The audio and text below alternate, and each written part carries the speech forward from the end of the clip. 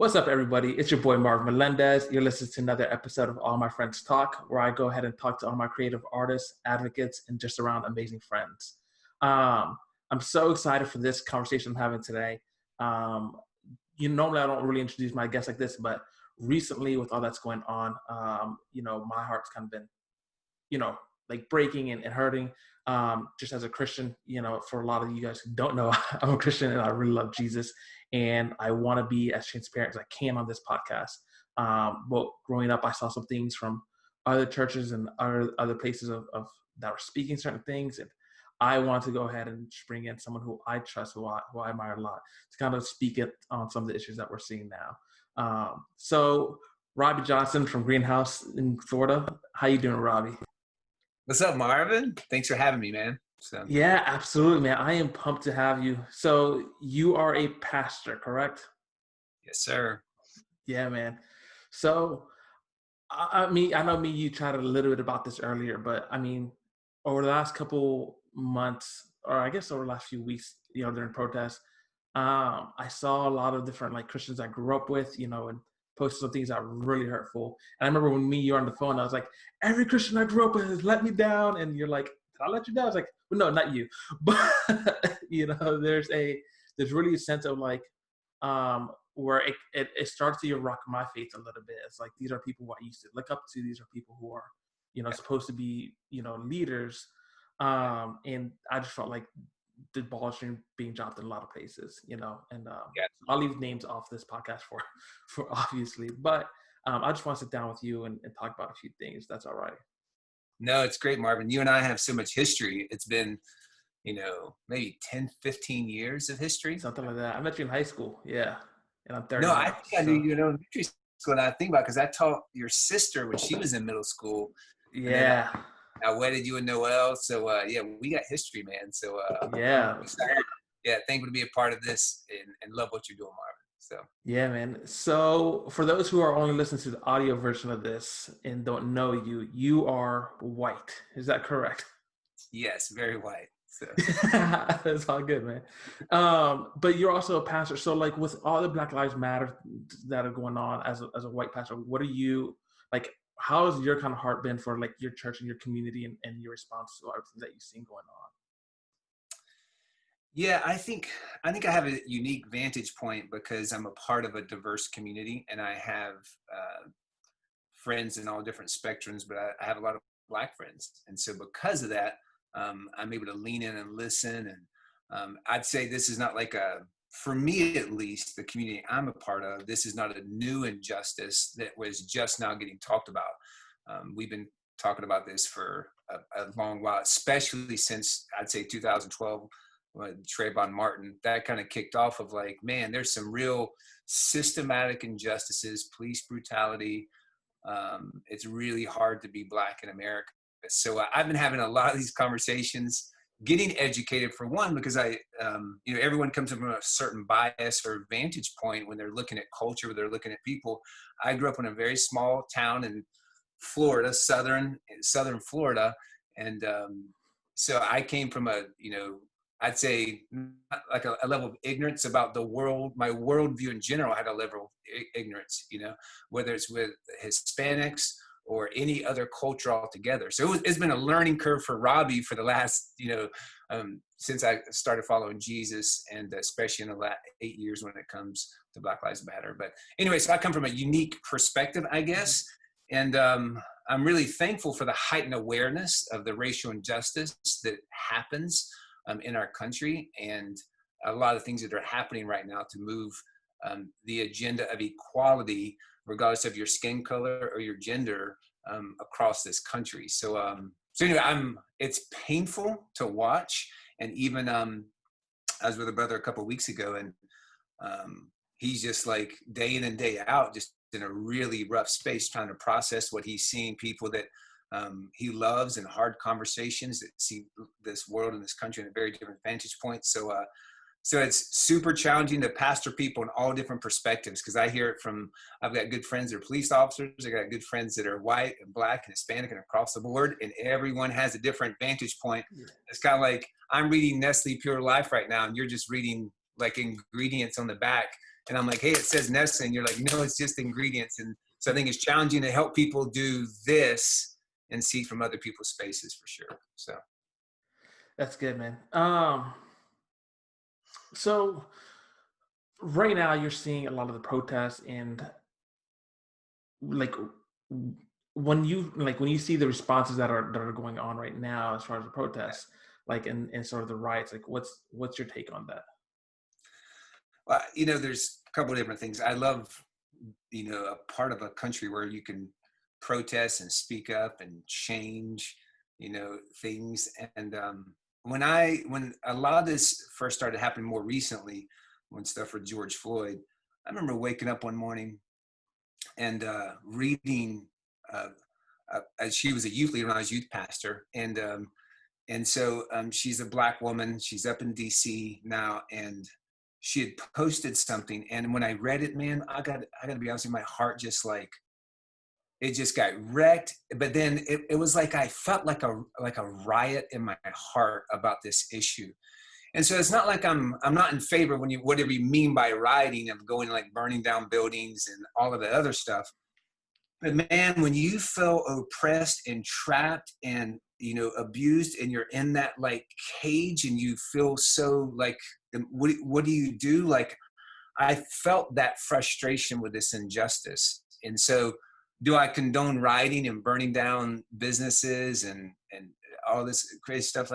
Like no. But when I'm looking at that feeling and trying to express that, I get that heart, what's happening in people's hearts, and I feel for them. And it's here's an interesting scenario. So in Gainesville, Florida, where I'm at, the University of Florida is here. And probably like 2 weeks ago, they did something, and probably up in Nashville, maybe wherever you're listening from right now, there was a pretty big decision that rocked the University of Florida, which was, of all the things changing around the world, President Fox said, hey, we're going to get rid of the gator bait chant. Did you hear about this, Marvin? Yeah, I did. Yep. They're going to get rid of the gator bait chant. And so of all the things people are getting mad about getting taken down, gator people were like, oh my gosh, you're ruining our world by removing this one little song that's only been happening for like 2 decades.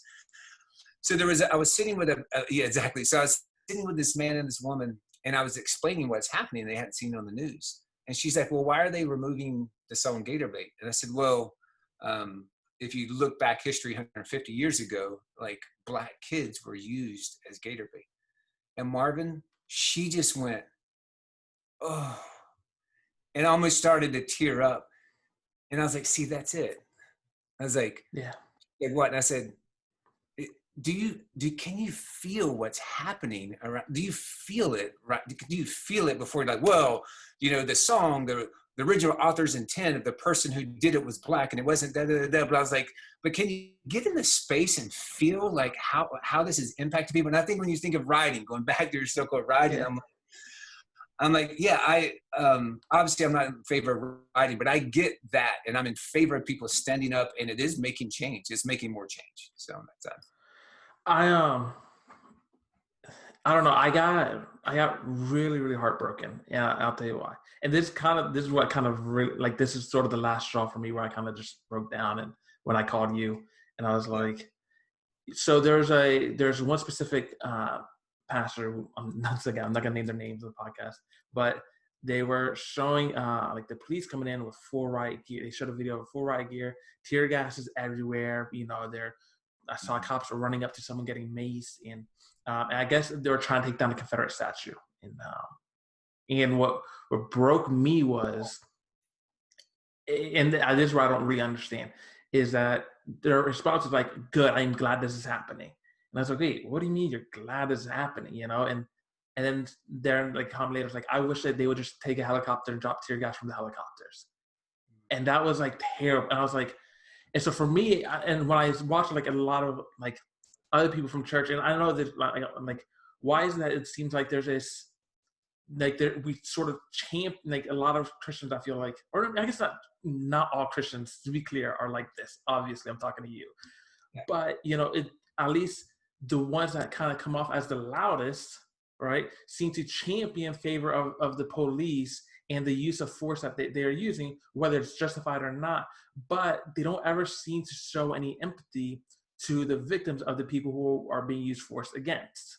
Right. Right. So let me just say this, Marvin. Like, there's a book, and I wish I could remember the title of the book I read recently in seminary, and it was talking about one of the deep sins of idolatry is our nationalism, right? And so what they said is, like, there's been a pedagogy, I always say that wrong, a developmental learning for all Americans, that it starts when you're in kindergarten. You do this every single day in kindergarten. Do you know what it is? What? You pledge allegiance to the flag. And then every Friday night, the sport, the one thing you do is you stand and jets are flying above and everyone's quiet, no one's moving, hats off. And if you don't stand and you pledge allegiance, now listen, as a Christ follower, I pledge my allegiance to Jesus. It's like, even that, saying those words, it's like my alma mater, University of Florida, when they say, all hail Florida, there's no other name. I'm like, no, there is a better name. It's like, I'm not singing that, and I pledge my allegiance. And so from early on, there's this nationalism, this idolatry of, like, America first. Like, even when they say the ultimate sacrifice is giving your life for your country. I'm like, no, it's not giving your life for your country, right? The ultimate sacrifice is what Jesus did, and it's giving my life for Jesus, right? So, but then there's this tie-in to, like, somehow or another, nationalism and, like, Christianity. And when people say, like, we want our country to be Christian, it's such a dangerous thing, because the Gospels, now listen, the Old Testament was a theocracy, right? It's talking about, like, building a country, a people group. It's like a country, and it gives rules and regulations. The New Testament is, like, after Jesus died, it's developing the church, and it's not teaching you how to run a country, right? It's teaching you how to function as the body of Christ within an oppressive country. And so part of me is I'm a little apolitical, and so, like, I just want to bow out of political and just move the force of Jesus through the church and not try to run through a political system. That's kind of my bent in general. So I think when people are saying, like, hey, we need change, and they want to ride the backs of a donkey or they want to ride the backs of an elephant, and I'm like, okay, that's fine. You can pick your political side and do that. I'm like, man, if we could just make disciples of Jesus that go fight injustice, they stand up for the alien, they stand up for the widow, they stand up for the fatherless, they stand up for the poor, they're always fighting for the marginalized, they're giving their resources to do something about that, whether it's their time, their money, their treasures. My God, if the church of Jesus would be like the book of Acts, like, we wouldn't have to ride the back of a donkey or an elephant to be able to get there. So my frustration on that, that's my side. And so anytime you're saying something Christian right now, it feels like you're picking a side. I'm like, even when Christians say, like, we need our rights for guns, I'm like, okay, that's fine if you want guns and you want your rights for it, just don't make it Christian. It's okay to say, like, I want my country to have walls and to be able to protect it. I get it. You how to run a country. That's fine. That's up to you, and that's up to your conviction. But just don't call it Christian. Don't say, like, Christians need walls and they need guns and they need this. It's like, because according to the gospel, bring in the aliens, show them hospitality, and show them the way of Jesus. So there's a compassion, there's a tenderness, there's a mourning in the gospels that doesn't fit into any of the political parties in general. So that's like a little sermonette on the side, but yes, I think the key is, like, there's real humans, it's real people, and it's not right or left, or, when you're looking at situations, it's compassion and tenderness for people that needs to move us. So, when you're talking drop tear gas on people, I'm like, what? Like, how, because people are protesting and they're doing it the right way. So, yeah. So, yeah, it is kind of weird, because it does seem like, especially with, like, old, like the older generation, it feels as if they tie in, like American values are Christian values until you disagree with that value, and all of a sudden, the world America's just, like, sinning or whatever. And I guess I get so confused as far as, like, how that comes up or where that comes from. It's like, I don't get it, like, and when I had a conversation with Ryan Galloway in my last podcast, and me and him talked, we said, it doesn't, like, obviously I don't expect him to speak on behalf of all the Black people. Obviously, I cannot speak on behalf of all the Puerto Ricans. You can't speak on behalf of all of white people. But it does come off as, like, when you're a Christian, you speak on behalf of all of Christians. Yes. And I think that's dangerous because the ones who kind of spit the negative Yeah. feedback is the ones who kind of seems to be the loudest. Yeah. Yeah. Uh, No, I think that's deeply frustrating. We do it with everything. Like athletes are like this, or this are like this, and pastors are like this. White pastors are like this. Black pastors are like this. I think there's a bad stereotype that hits everyone, and that's why I just think it's good to lean into and have really good relationships when you're talking and you're listening and you're leaning in, and there's empathy. Even today, Mike's teaching on the Bible, and he's using this word called exegesis, which is getting the author's original intent out of something he wrote. So a lot of people will take the eisegesis and what does it mean to me, right? What does the Bible mean to me? What does this verse mean to me? Exegesis is what is the original author means. So when someone says, let's just take like Black Lives Matter, when someone says Black Lives Matter, someone's like, you shouldn't say that. It's like, why? He said, well, because it's an organization that has anti-Christian like values and a platform. And I was like, well, when I went and read their website, I was like, oh, it does. That organization does. But my original intent in saying Black Lives Matters is not the support of an organization. It's to say like Black Lives Matter. So what they're saying is that, well, you shouldn't say it because it means this. I'm like, well, not necessarily. Ask me if you don't know my original intent. Ask me what I mean by that, and we can be super clear on that side of stuff. So I think there's like this whole mess when people hear Christians or they watch different documentaries on Christianity, for instance, and they say, oh, this is, pastors drive, fly $60 million jets, and they are all super wealthy, and it's blah, blah, blah, blah, blah. You can create some unhealthy stereotypes. But yeah, I think it's challenging to be put in a box. And then, because sometimes you feel like you're pushing against your family member to be able to create your space, because so it's super challenging. Yeah, I mean, are you flying around this in a $100,000 jet or $600 million jet? I sold mine, and so I downgraded a little bit. My 2007 Chevy, 130,000 miles. Let's go, baby. All right. So okay, break down to me if I know what if I were to ask this question, a lot of people are like, well, Jesus is inside of you. But if Jesus was walking on earth today like he did 2,000 years ago, and he saw the all that's going on, he saw from the heartbreaks to people just being super broken to the riots and the chaos that you see, like what do you think, like where do you think his footsteps would be in America right now? I'm just thinking about when you asked me that question, and I think the thought came to Zacchaeus, right? Zacchaeus. And so those of you who don't have a Christian background that are listening, there's a story about a wee little man. There's a song we used to sing. Marvin, you sound like, how's it go? Zacchaeus was a wee little man. Wee little man was he. Climbed up on a sycamore tree for the Lord he wanted to see, right? So there's a little song to it. So Jesus was walking around in his society with crowds of people around him. And what did he do in the midst of all those crowds? He saw Zacchaeus in a tree. So he said, Zacchaeus, come down. I'm going to go to your house today. I'm going to eat with you. And if you look at that scenario, what happened in that moment is Zacchaeus was a tax collector, which is the most outcast of the community, because they were going and not just collecting taxes from the Roman government, from Caesar at that moment. He was also like extorting. So they were like taking the Caesar's taxes and some more taxes. So tax collectors were like crooked, evil, and everyone hated them. He was a wee little man. He climbed up in a tree, and so Jesus could see him, and he was trying to see, oh, the Lord's coming through. This guy Jesus, who loves, like, he'd heard the story. And what did Jesus do with a crowd all around him? He grabbed Zacchaeus out of that tree, and he went and ate with him. And he showed him significance. He showed him he mattered. He showed him, and Zacchaeus in return was like, oh my gosh, like, you are the Lord.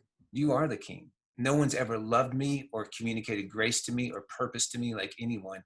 And Zacchaeus repented, paid back all the taxes, and made restitution for all of like everything he had done wrong, because his life got rocked by Jesus. On a little simple level is that wherever you're walking at, engaging with the people around them, showing that they matter to you and they matter to God. So if I'm Jesus, everyone I'm engaging with right now, I'm like, hey, who are you? What's your story? What's going on? And rather than blasting out to the masses, I think that's healthy and can get information out. The people that are in your circle, in your city, in your community, in your workplace, that are around you in your circle, don't live a social media presence. Live in the worlds with the Zacchaeuses around you and do something about them. So on a simple level, that's what comes to mind with me is like, man, find the Zacchaeuses that feel outcast inside, listen to them. What's their story? Where are they hurting? And speak into that and bring healing. On some level, I think you can do that. I don't know if that helps at all. Why is it that, I don't know.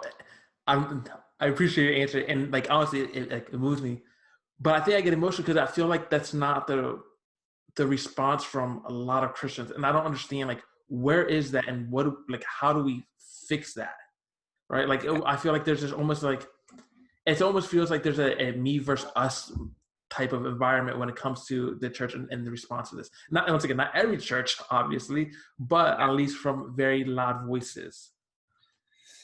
Yeah, and it is just according to your circle of influence. I mean, that's the danger of social media. It creates an algorithm, and you just keep hearing the same echo chamber of things that are in your corner. So I remember someone telling me when, they were knocking on doors for an election, and this was years ago. This is before Obama. I guess it would have been when Bush won. And she said, I thought the whole system was rigged because I didn't know a single Republican. So how did Bush win? I didn't know a single Republican. And what she realized in that moment is her sphere of relationships was very limited because obviously there was half of the nation is the other side. And so I think the getting and listening and truly trying to see from other people's vantage points of what they're seeing when they're looking at something is that empathy. It's that caring. It's like it's humility because it's like I may not have the picture right. So even when you see someone that drastically disagrees with you and they feel so ignorant to you when they're saying that stuff, being able to like lean in and try and see from their angle and see what they're trying to say when they're saying these like sometimes statements of like, that is so ignorant. Like, how do you even say that? So I can get frustrated because I'm a representation, even when political figures that take and use the Bible and do different things and try to push an agenda for it, a political agenda with the Bible. Sometimes I'm like, that's not, you're ruining it for us. Like you're messing everything up. I get so angry, and, but I think that's where, honestly, and you're a believer and maybe you're not listening right now, but man, every time I lean into Jesus and I'm with him, when I experience his presence, it softens my heart. It gives me hope and I believe in it. But, I don't know if that answers your question. Like, how do you not get angry? How do you not get bitter? Listen, the Jesus is still the real deal and he's amazing. The problem is his bride, the church, is doesn't look so good. And I heard someone say like, man, because we refer to like the bride of Christ as the church. He's like, man, she's a prostitute, but man, she's still my mom. So on some level, it's like, man, she is really messed up, but man, she's still family. So on some level, it's like the church of Jesus Christ is so messed up, but man, she's all I got. She's blood, she's family, and I got to fight for her and help educate and help disciple and help communicate and have compassion on that side of stuff. So you can get outside, and it's easy to get outside and yell at her. It's another thing to be with her and help build her. And I'm trying to stay in there and help build her and give some perspective on that side. So, yeah, man. One last question before we got to wrap up. But what time is it? We got a couple minutes. We have your church has kind of been very vocal about like some of the injustices that have been going on. Now, also your church has been vocal about a lot of things over the years. Right? There's been a lot of different organizations from human trafficking to just as far as like single moms. I know is a big issue, but like I think for a lot of people, it's like for human trafficking, for example, it's like, okay, well, I'm glad there's people fighting for human trafficking. My gig is like clean water for everyone. Like that's what I'm passionate for. So I can't invest in that. Why? And I think it could be easy for you guys to do that as well. It's like, look at all we're doing. And like, it's going to be hard to add something else to the plate. Why add this to your agenda? Why add this now? Well, so justice is not an issue. Justice is to do what is right in the eyes of the judge, right? So what is justice? When people say like social justice, Well, social justice is doing what is right in the eyes of the judge. And who's the judge? It's Jesus, right? So what's the eyes of him? So whether it's for unborn, I remember someone was arguing one time, they said, how can you say Black Lives Matter? I mean, why not just say all lives? And I said, well, do you say unborn lives matter? And they're like, huh? And I was like, do you say unborn lives matter? He's like, yeah. I said, so why do you say that? And they're like, well, because I feel like they have no voice. I'm speaking for people that have no voice. And I said, I say Black Lives Matters because I feel like their voice, they have a voice, but it's just not loud enough. And I'm going to help them say it louder, that their lives matter. Unborn have no voice. So I get why you'd say unborn lives matter. And I am pro-life from the womb all the way to the tomb, right? And I would say the same thing for Black Lives Matters. I would say the same thing. They have a voice, but they need to get behind me and echo what they're saying is like, your lives matter. I'm going to stand with you arm in arm. I'm going to help bring about systematic change on this sides of stuff. So I think that's a little bit of the challenge is understanding the space. So when it comes to like all of the different things, because we're for widows, we're for aliens, we're for immigrants, we're for, when you look at the scripture, I'm all about fighting for all of those injustices. Sometimes culture takes a heightened awareness in a certain area. And so I feel like if you want to disciple culture, it's important to engage where people's minds and hearts are at. Jesus spoke a lot on divorce and remarriage, right? If you read the Gospels, there's a lot on divorce and remarriage all throughout the Gospels. Why? That was one of the major big questions during his time. So he spoke a lot about divorce and remarriage. Where our culture is at right now is they want to know, what does the church think about Black lives or marginalized people groups? So whether it's sex trafficking, whether it's the injustice of water, whether it's the inequality of women to men and like pay grade. I had a good conversation about my daughter with that last night. So all of those issues of injustice all need to be fought for 100%. Sometimes you can speak more clearly to what culture is going through. So we're going to amplify that voice of this injustice by not backing off on other injustices. We're giving money to free sex slaves in Asia. We're still supporting me personally. Like 3 days ago, I gave money, man, to stuff fighting inequality, injustice here, and trying to find justice around the world. So I think you can do it all, honestly, especially as a church. You're responsible to do it all. I'm going to fight for the unborn. I'm going to fight for the born. I'm going to fight all the injustices as much as I can. And we're going to be a voice for those on that side of stuff. So I think it is challenging, because people, I'd say activists, especially people that have a real justice strength, they have their justice thing that the whole world should buy in on.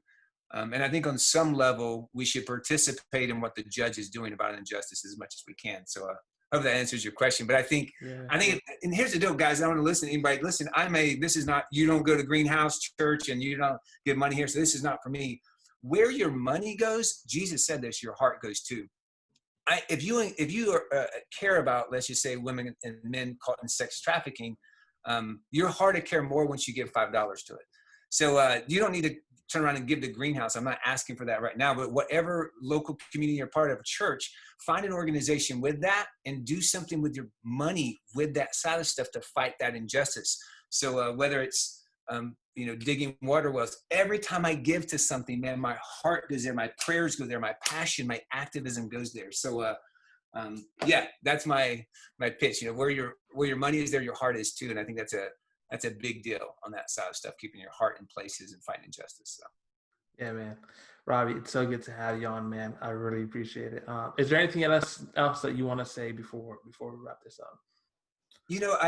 I want to make much of Jesus, Marvin. I mean, like, I was a pool-hustling drug addict and just no purpose, no destiny, no picture. I didn't care about anybody but myself. Myself was the big deal, and a girl just shared the gospel with me, man. I was studying at Santa Fe College Library here in Gainesville, and some girl just engaged with me, saw Zacchaeus in the tree. I was the Zacchaeus, and just engaged in a conversation with me and said, there's a God that loves you and he's for you. Don't get distracted by the mess of his body around the world and in this nation. She's messed up, but don't let the picture of the church change the true message. And she introduced me that day in that library to Jesus, and I got changed. I experienced God on the inside of me in a greater purpose for existence than I ever imagined possible. And so why are you a pastor? Why do I do what I do? Ultimately, it's whatever the Bible says to do. But man, I want people to know that hope, that purpose, that destiny, that eternal security that you can be with God for the rest of your life. Ultimately, that's the gospel. That is the beautiful, that you can be reconciled to God through the sacrifice of Jesus Christ. That's a beautiful message, man. And that's the message I want to hear. And then from there, we can reconcile humanity to God and reconcile humanity to humanity. Total redemption story is the beautiful picture. And that's what we're fighting for on earth and in heaven. So that's my final thought on that side. So. Thanks, man. I appreciate it. Robbie, if they want to contact you or just get more information about your church or who you are, where can they find you? Yeah, I mean, my cell phone number is 352-870-9921. Shoot me a text, give me a call, man. Hey, if you harass me, I'll just block you. It's not even that big of a deal. But if you want to connect, that's my cell phone number. You can hit me up here at greenhousechurch.org. You can also hear if I preach, but Pastor Mike is a great thought leader, and he's preaching a message today. It's phenomenal on that side too. So greenhousechurch.org be a great connection point. So awesome, everybody. Well, listen, if you guys have enjoyed today's conversation, be sure to let me know in the comments. You want to hear more, feel free to subscribe and share this with your friends. And then look me up on Instagram at @theonlymarvingm. Got a lot of good things coming your way. All right, guys. Peace. Bless you, Marvin. See you.